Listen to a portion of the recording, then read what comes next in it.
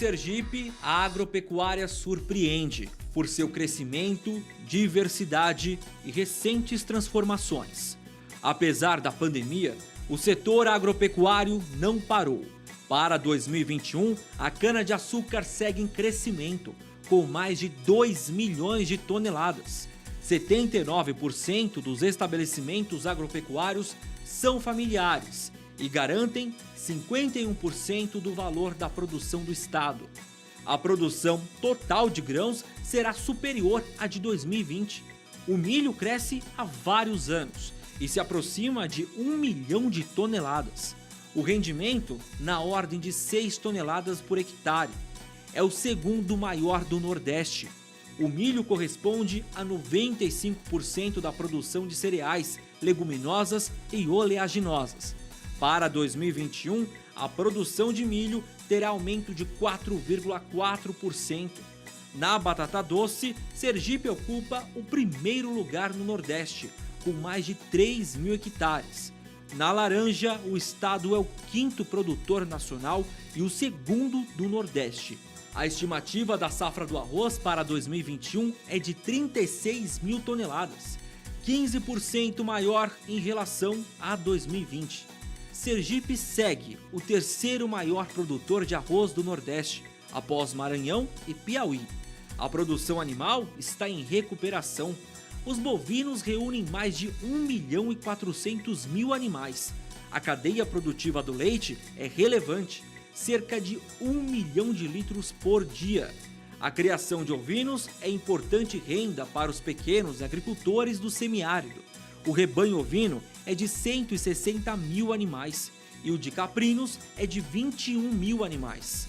Para falar sobre o atual ciclo da agropecuária sergipana, com destaque para o milho e seus antigos e novos gargalos e problemas, o pesquisador Evaristo de Miranda, chefe-geral da Embrapa Territorial, conversa com Manuel Moacir Costa Macedo, agrônomo, mestre e doutor pela Sussex University, da Inglaterra.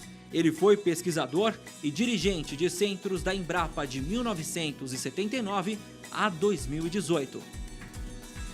Olá, bem-vindos ao Brasil Verde, um programa dedicado à sustentabilidade da agropecuária brasileira. Nós trazemos aqui sempre pessoas que participam desse processo, que ajudam no crescimento da sustentabilidade da agropecuária. E hoje nós vamos falar em particular de um estado do Nordeste, cuja agricultura nem sempre é conhecida dos brasileiros, mas como quem já acompanhou aqui a introdução do programa, viu uma agricultura diversificada, com muitos desafios, marcada por pequenos agricultores, mas quem pode falar da agricultura do estado de Sergipe é o Manuel Moacir. Ele tem uma longa experiência nessa área e é um prazer recebê-lo aqui no Brasil Verde. Bem-vindo, Manuel Moacir. Obrigado, Miranda, pelo honroso convite. Fico muito feliz de você colocar na sua agenda o menor estado do Brasil, mas com grande possibilidade de se tornar um dos maiores em algumas atividades agrícolas. Hoje já tem expressões, como foi dito, no milho, na laranja, né, na batata doce, e haveremos de ser, se não formos os maiores, temos que ser os melhores, muito em breve. Muito bom. Moacir, para a gente começar o programa, as pessoas gostam de conhecer, né, com quem nós estamos conversando, é uma conversa. Você podia contar um pouco para nós a sua história? Como é que você se tornou agrônomo, você foi pesquisador, dirigiu toda essa área de inovação, inclusive na Embrapa, não é? Conta um pouco para nós, para as pessoas se situarem, a sua história e a sua carreira, para aí depois a gente já entrando um pouco no caso da agricultura sergipana. Miranda, a minha história é um pouco longa, mas não é tão emocionante como a sua. Talvez os seus ouvintes não conheçam a sua história. Que bom que lesse o livro A Geografia da Pele, para conhecer essa experiência que você teve tão bela e tão dura na África e Níger. Eu nasci numa cidade pequena do interior da Bahia, divisa com Sergipe, chamada Rio Real. É o rio que divide Bahia de Sergipe. Antes, um rio caudaloso, hoje um riacho, entre outras decepções que a gente tem durante essa caminhada em descuido com o meio ambiente. Daí eu fiz toda a minha iniciação da formação básica, né, a primária básica em Rio Real, daí depois fui a Salvador, onde cursei, na época, o colegial, e entre os cursos que eu me vi na tomada de decisão, o que mais me adaptava era a agronomia, pela minha história de vida, né? Meu pai um pequeno agricultor, minha mãe outra pequena agricultora, ambos oriundos da zona rural. E aí eu consegui ser aprovado, já vai um longo tempo, né? Em 1973, e na escola de agronomia eu fui desenvolvendo as minhas habilidades. Eu tenho o privilégio de ser agrônomo, também fiz uma graduação de Direito, e conheço um pouco mais com detalhe a problemática urbana e a problemática rural. Tive a felicidade de ser estagiário na Embrapa, lá na Embrapa Mandioca e Fruticultura, em Cruz das Almas, onde eu fiz a minha graduação, é o campus da Universidade Federal da Bahia, e daí ingressei na carreira, né? Fui fazer o mercado de Viçosa, a Embrapa sempre criou essas oportunidades para os seus quadros. Depois me dediquei um pouco à pesquisa em socioeconomia, né, na área de avaliação socioeconômica, né, em sistemas de produção. Por sinal, lembro muito da sua passagem no CEPATSA, onde iniciamos alguns trabalhos, né, por lá também, na época, no início da década de 70, e também enveredei um pouco pela questão da administração. Eu comecei a tomar gosto pela gestão de ciência e tecnologia. Fui dirigente na Embrapa Mandioca e Fruticultura, em Cruz das Almas. Fui muito dirigente, e você lembra que tivemos uma passagem na Embrapa Meio Ambiente, em Jaguariúna. Depois fui à sede da Embrapa, né? E aí fui fazer o meu PhD na Universidade de Sussex, que era um polo muito conhecido mundialmente em ciência e tecnologia, né? Onde eu estudei lá a minha tese de PhD, a problemática da geração de tecnologia da agropecuária do Brasil, fazendo alguns estudos de caso com a Embrapa. Retornei, continuei meus trabalhos de pesquisa nessa área, depois tive uma passagem na gestão do fundo de pensão da Embrapa e retornei para minhas origens, né? Após quase um quarto de século fora do Nordeste, retornei, onde fui dirigente aqui na Embrapa Tabuleiros Costeiros, onde eu aprofundei mais as relações com a realidade sergipana. Já tinha toda essa realidade de origem e nunca me afastei do Nordeste, né? Nunca. Sempre estive ligado à minha identidade, aos meus valores. Eu sempre digo que eu sou oriundo de uma divisa gêmea, não se desloca. Rio Real é a última cidade do norte da Bahia que faz divisa com o Sergipe. Nós estamos sempre distantes, tanto de Sergipe como da Bahia, porque nós ficamos sem saber se somos sergipanos ou se somos baianos. Eu, na verdade, gostaria muito, com todo o respeito aos ouvintes da Bahia, que nós fôssemos sergipanos, porque seríamos uma cidade muito mais importante do que somos da Bahia, né? Também tenho uma mãe sergipana, numa cidade aqui chamada Itabaianinha. Então, a minha identidade é muito essa. Tanto é que eu voltei pelo peso dessa cultura. Consegui desenvolver um pouco das minhas competências profissionais aqui e hoje me dedico a uma série de atividades voluntárias, né? Tenho programas de rádio, escrevo nos jornais, faço atividades de palestras e toda ela dedicada à questão da agropecuária sergipana, baiana, nordestina e brasileira. Então é um resumo dessa caminhada. Muito bom. Quem está nos assistindo, então, agora já conhece um pouco do Manuel Moacir. E lá essa região dele é a região de Cangaceiro, ali andou muita gente corajosa, braba, né? Um lugar ali não é fácil, não. Mas voltando aqui para o nosso Sergipe, não é? Hoje, a primeira coisa assim que chama atenção, chamou até quando a gente preparava, né, esse Brasil Verde, é essa história do milho, né? Como o milho tem melhorado em produção, em produtividade, a participação dos pequenos agricultores nesse milho também, não é? Um milho que se destina também para o consumo humano, para fazer cuscuz, para fazer farinha, etc., mas também um milho que vai para a alimentação animal, ajuda até a atender demanda de criadores, né, para a produção de ração em Pernambuco. Você pode contar um pouco para nós sobre o milho, a realidade? As pessoas não imaginam Pernambuco, milho, tudo bem, Bahia, milho, tudo bem, mas Sergipe tem uma produção significativa, crescente de milho, e você acompanha isso de perto, que eu sei. Acompanhando, sim. Na verdade, eu, como pesquisador, né, e como dirigente da Embrapa Tabuleiros Costeiros, temos uma linha de pesquisa muito grande. E é muito bom essa oportunidade que vocês nos dão, Miranda. Por duas razões. Primeiro, que é um caso extremamente de sucesso. Eu já fiz algumas palestras, né? Um mês atrás tive um debate na Universidade Federal de Pernambuco, mostrando esse desenvolvimento. No passado, a gente dizia que era um polo, cluster, né? Hoje, os economistas mais modernos estão chamando de projeto de missão. O milho é um grande projeto para o Estado de Sergipe. Agora, ele não é um acaso. Eu mostrei recentemente nos artigos que eu publiquei que tem mais de 40 anos de trabalho de pesquisa e assistência técnica. A primeira variedade de milho desenvolvida vai lá em Embrapa Milho e Sorgo, que tem uma base em Minas Gerais, mas tinham pesquisadores aqui, e a Embrapa Tabuleiros Costeiros aqui localizada. Afora a empresa estadual agrícola, que é ainda a Água Antiga, é Emater, né? Toda essa história tem uma base de ciência e tecnologia. E tem outras circunstâncias também. E essa região, que é um pouco do agreste com semiárido sergipano, é onde estão os melhores solos do Brasil. Os cambissolos. Quer dizer, então você juntou a base científica, as condições de solo e uma capacidade de chuva. E lá na frente nós vamos comentar um pouco sobre um território produtivo que nós desenvolvemos e tivemos a ajuda da Embrapa Territorial, do qual você é dirigente, e deu um conjunto de oportunidades. Somado a isso, o empreendedorismo dos produtores sergipanos. O que acontece é que você tem um monocultivo dominante, que era o monocultivo da laranja. E esse monocultivo você conhece que tem momentos de dificuldades, né? E principalmente na área de mercado, né? Essa que é a grande questão. Quando houve algumas dificuldades na produção de milho, os agricultores foram se deslocando para a dificuldade da produção de laranja, né, que é um dos principais produtos. Chegou a ser o principal produto do Nordeste, Sergipe, hoje é o quinto do Brasil, mas já foi o primeiro e o segundo do Brasil. E essa área foi se deslocando para o milho. Ciência e tecnologia disponível, variedades produtivas disponíveis e empreendedorismo de produtores rurais, e crédito e assistência técnica. Então, foi um conjunto de oportunidades. Mas, em entrevista que eu fiz com a Conab, Miranda, e os ouvintes, o que foi fundamental é o mercado, é o que você colocou. Então, houve toda uma conjuntura favorável e continua favorável, né? Hoje, eu perguntei numa entrevista que eu fiz ao representante da Conab, qual a razão, como você me perguntou agora, do sucesso do milho? Ele disse o preço de uma saca de 60 quilos de R$120. Quer dizer, toda a produção do milho é dirigida basicamente ao estado de Pernambuco, que é um grande produtor de avicultura e de ovos, né?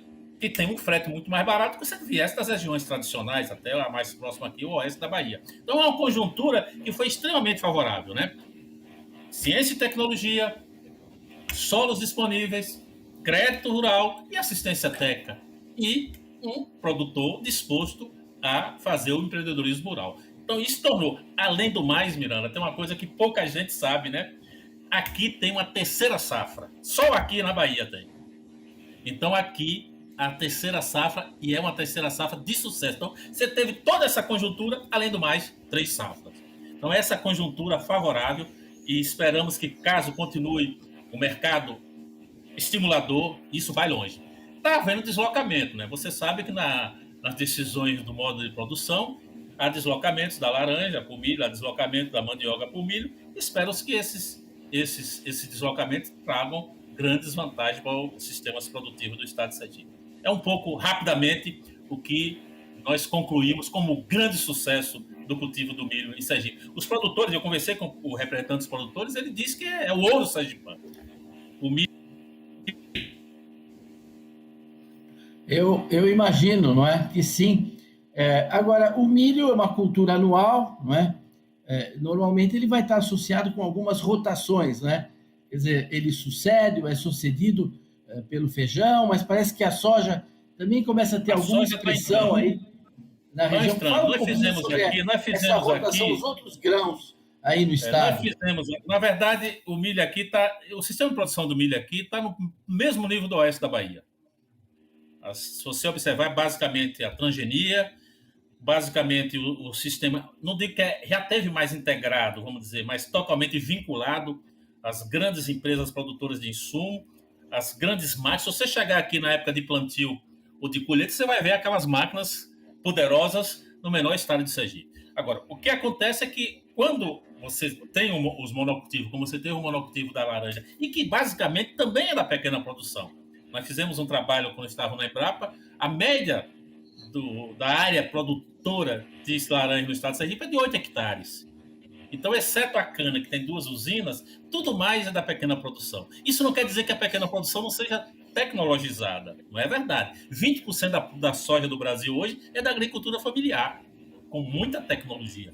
Então, o que aconteceu é que alguns desses produtores, que o estado é pequeno, nós apresentamos, a Embrapa, com muita competência, apresentou uma opção a mais, quer dizer, criamos um chamado território, pela teoria da territorialidade, que você conhece bem, eu não vou comentar para não cometer equívocos, e que você nos ajudou, e que nós mostramos aptidões no chamado território do CEALBA, Sergipe, Alagoas e Bahia, basicamente a partir de uma pluviosidade bem distribuída de 450 milímetros de chuva, onde viabilizava bem a produção de grãos de sequeiro.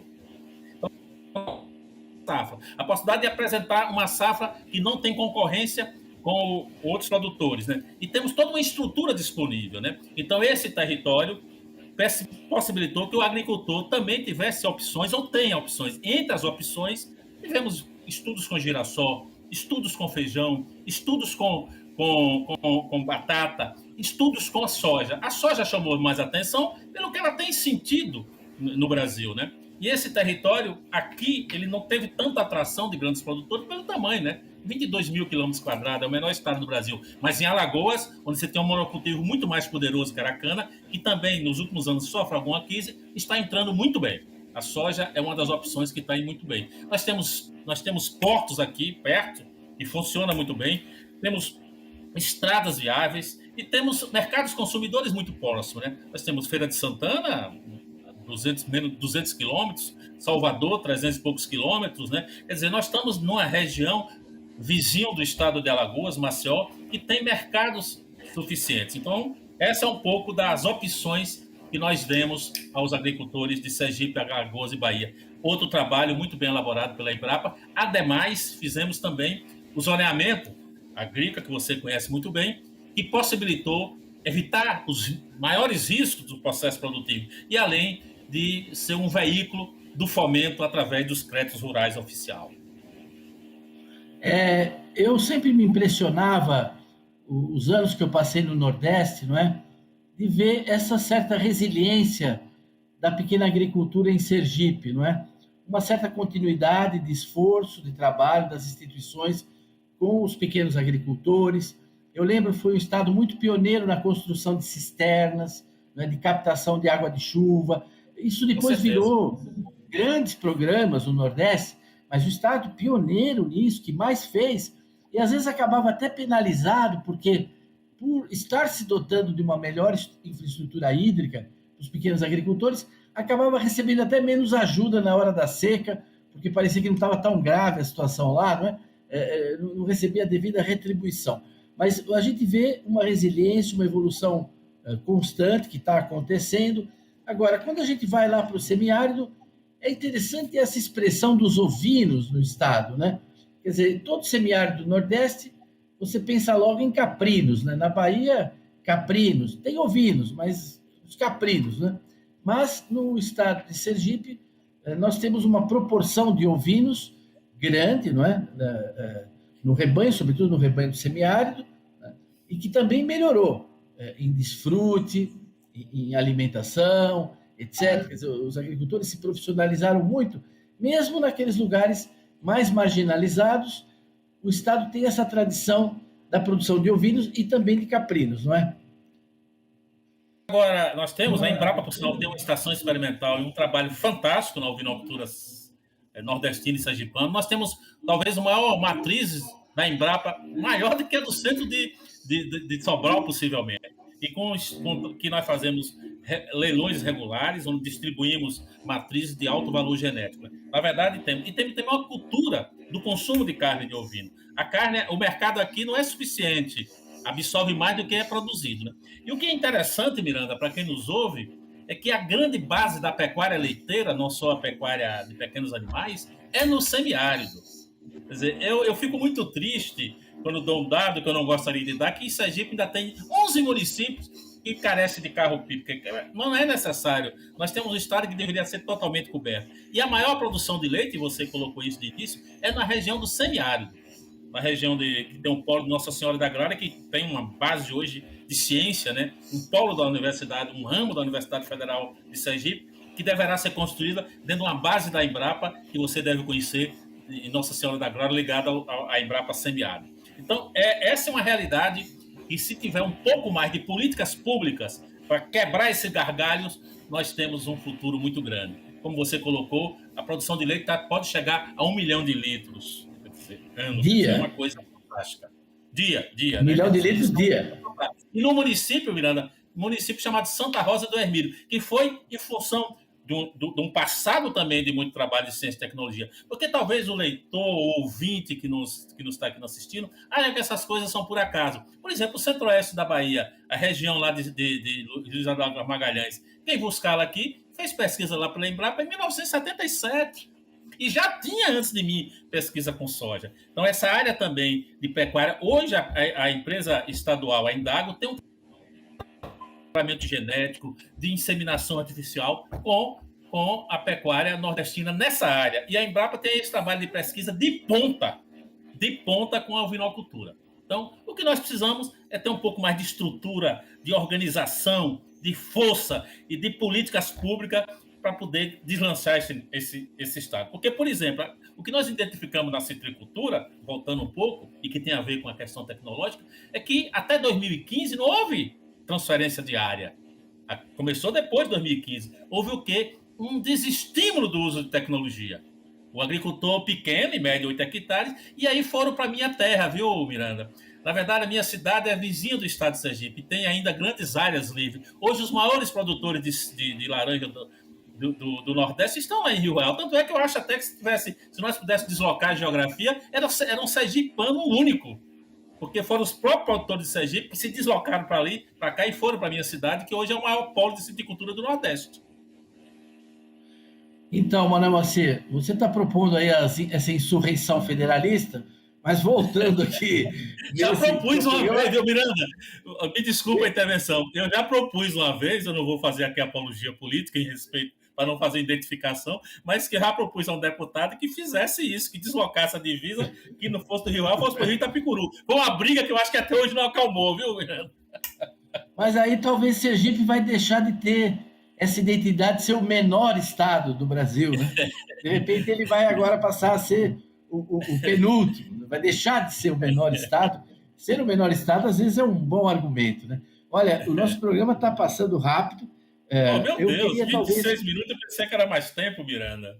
Olha só, nós já consumimos, já fizemos mais de 20 aqui de conversa. Foi interessante porque nós falamos, você falou da cana, você falou da laranja, você falou do milho, dessas alternativas de grãos, da pecuária, falamos desse consumo de carne de ovinos, né? Comer cordeiro virou chique agora aqui na região sudeste. Tem um bar chamado Beer.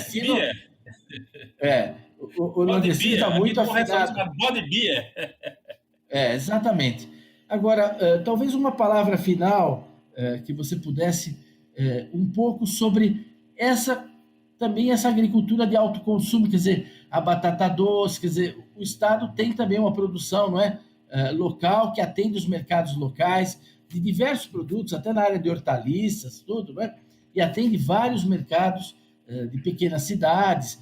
Essa logística é fantástica, você já deixou também muito claro isso. Aqui é o principal. Tudo conectado, né? Nós temos um polo como você colocou bem, de hortifruticultura, de hortigranjeira aqui muito forte, na chamada capital do Agreste, que é a região de Itabaiana. Tem uma serra lá e tem um microclima, quer dizer, sempre teve. A grande produção de coco hoje do estado de Sergipe, em torno de 7 mil hectares, é toda ela irrigada, coco para água, né? Mas nós temos que ter essa visão que você está colocando, colocar valor nesses produtos da agricultura familiar. Você tem quase 80% dos estabelecimentos agropecuários enquadrado pela sua área como de agricultores familiares. Então, nós temos a batata doce, que é o primeiro do Nordeste, né? Nós temos hoje já começando uma grande área também de camarão, carne de sinocultura, que é basicamente de pequenos produtores de camarão. E o que nós precisamos botar valor? Nós temos uma grande base de farinha de mandioca, né? Talvez tenhamos mais de 1.000 casas de farinha nessa região chamada aqui de Campo do Brito. O que precisa é agregar valor, adequar as regras sanitárias, né? Aguentar a chamada hoje, que você conhece tanto quanto eu e nossos ouvintes também, se não vão conhecer agora, a pluriatividade, né? Hoje, basicamente, a pequena produção agropecuária é muito mais de produtos oriundos das agroindústrias familiares do que do processo em si da agricultura tradicional. Temos também aqui um processo de queijarias, ainda com alguns queijos com premiações internacionais. Infelizmente, na população adulta nordestina, você deve conhecer também, pelo censo agropecuário, quase um quarto ainda tem dificuldades de ler e escrever, né? Nós temos ainda carência de uma assistência técnica mais direcionada, com maior abrangência, né? E que nós já temos tudo, né? Nós temos área, temos um empreendedorismo, né? Isso que eu acho que nós estamos tentando ajudar dentro das nossas possibilidades, e acho que um programa como esse vai também levar essa menção, essa mensagem. Valeu, Moacir. Muito obrigado por sua participação conosco. Nosso tempo está esgotado, mas foi muito bom. Tocamos em muitos aspectos. Tenho certeza que esse programa, muita gente vai se interessar. Ele vai ter uma excelente veiculação. Agradeço muito sua disponibilidade e sua participação. Miranda, o prazer foi meu. Eu aqui quero agradecer de você lembrar desse Nordeste querido, né? De uma Nordeste que você também começou a sua atividade aqui, que lhe projetou para outros cantos, né? E que tem muita coisa boa, né? Tem muita água, tem muita energia, tem muita fotossíntese, tem muito sol, tem muita terra. O milho mesmo, alguém me pergunta, qual é o sucesso do milho? Eu digo, ciência, tecnologia e os melhores solos do Brasil. Claro, e o empreendedorismo dos produtos. Muito obrigado a todos, obrigado pela audiência e até a semana que vem, de novo aqui no Brasil Verde. Até lá!